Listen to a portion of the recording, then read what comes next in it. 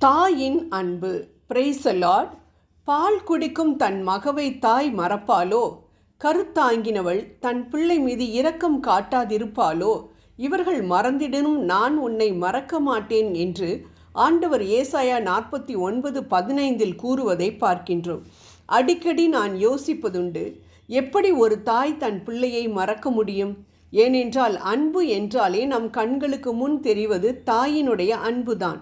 தன் வேதனையை மறந்து, வியாதியை மறந்து, வறுமையை மறந்து தன் பிள்ளைகளுக்காகவே உயிரை கொடுப்பவள் தாய் தானே. பின் ஏன் இவ்வாறு எழுதப்பட்டிருக்கிறது என்று அநேக முறை நான் யோசிப்பதுண்டு.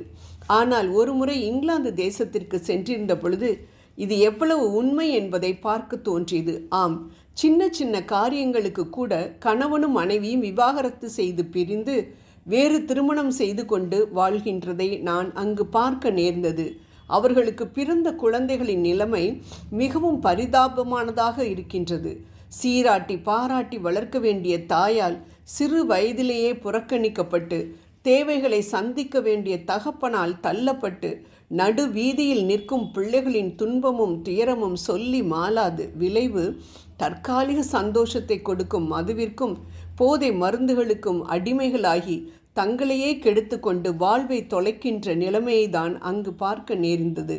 ஆம் அன்பானவர்களே, நம் ஆண்டவரோ தாய் தன் பிள்ளையை தேற்றுவது போல நான் உங்களை தேற்றுவேன், நீங்கள் எருசலேமிலே தேற்றப்படுவீர்கள் என்று ஏசாயா 66:13 கூறுவதை பார்க்கின்றோம்.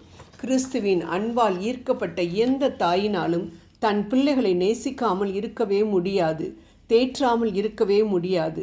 ஆனால் அவர்களின் அன்பின் செயல்பாட்டிற்கு ஒரு எல்லை உண்டு. ஆனால் ஒரு தாயின் அன்பை விட எல்லையற்ற அன்பை கொண்டுள்ள நம் ஆண்டவர் நம் ஒவ்வொருவரையும் பார்த்து கூறுவது, என் அன்பு மகனே மகளே, நீ என் அன்பை உணரும்படி உனக்காக என் உயிரையே கொடுத்து உன்னை மீட்டு கொண்டவன் நான். 10 மாதம் சுமந்து பெற்றெடுத்த தாய்க்கு அதன் வழி தெரியும்.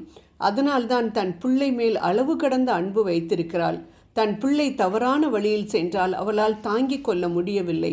உலக தாய்க்கு இவ்வளவு அன்பும் பாசமும் தன் பிள்ளை மேல் இருந்தது என்றால், அழியாத உலகின் அரசனாகிய எனக்கு எவ்வளவு வேதனை இருக்கும் நீ பாவச்சேற்றில் மூழ்கி கிடந்தால். அதுவும் நான் என் உயிரை இரத்தத்தையே விலைக்கிரயமாக கொடுத்து உன்னை நான் சிலுவையில் பெற்றெடுத்தேனே, அந்த வழி எனக்கு தெரியும். அதனால்தான் நீ நித்திய எரிநரகத்துக்கு சென்றுவிடக்கூடாது என்பதற்காக உனக்காக நான் சாத்தானோடு போராடி கொண்டிருக்கின்றேன். பொறுமையுடன் காத்திருக்கும் என்னோடு சேர்ந்து நீயும் அவனோடு போராடு. வா, உன்னை என் பேரின்ப வீட்டில் சேர்த்து கொள்ள ஆசையாயிருக்கிறேன் என்று கூறுவதை நம் செவிகள் கேட்கட்டும். எல்லையில்லா அன்பால் நம்மை யோசிக்கும் நம் தேவனை நாமும் நேசிக்கும் நம் தேவனை நாமும் நம் முழு இருதயத்தோடும் முழு பலத்தோடும் முழு ஆத்மாவோடும் நேசிப்போம். கழுகின் கூட்டை கவனித்தால் நம் ஆண்டவரின் அன்பை நன்கு புரிந்து கொள்ளலாம். அன்பானவர்களே, தாய் கழுகு குஞ்சுகளுக்காக தன் கூட்டை கட்டும் பொழுது பல அடுக்குகளாக அதை கட்டும். கீழடுக்கில் நல்ல உறுதியான மரப்பட்டைகள், குச்சிகள், அடுத்து இலைகள், அடுத்து முள்ளான அடுக்கு, அதற்கடுத்து தன் வயிற்று பகுதியில் இருக்கும் பஞ்சு போன்ற மிருதுவான தன் இறக்கைகளை தன் அழகால் பீத்து எடுத்து மேல் அடுக்கில் அழகாக பரப்பி வைக்கும். பின் குஞ்சுகளை கொண்டு வந்து அதில் படுக்க வைக்கும்.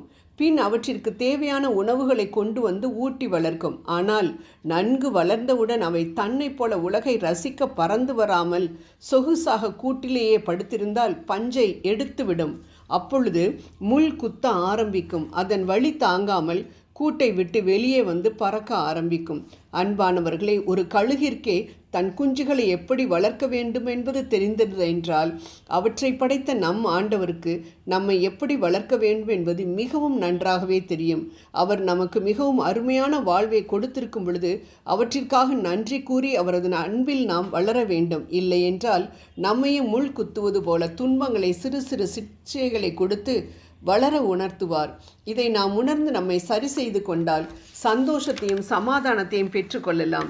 இல்லை என்றால் தற்காலிகமான சிக்ஷைகள் பெரிய தண்டனைக்கு நம்மை இட்டு செல்லும் என்பதை நாம் மறக்கக்கூடாது. ஜெபம் செய்வோம். என் ஆண்டவரே, உமது அன்பிலும் ஐக்கியத்திலும் நாங்கள் வளரவும், உமது பிரசன்னத்தில் நாள்தோறும் திளைக்கவும் தேவையான அருளை தர உம்மை இறைஞ்சுகிறோம். ஆமேன்.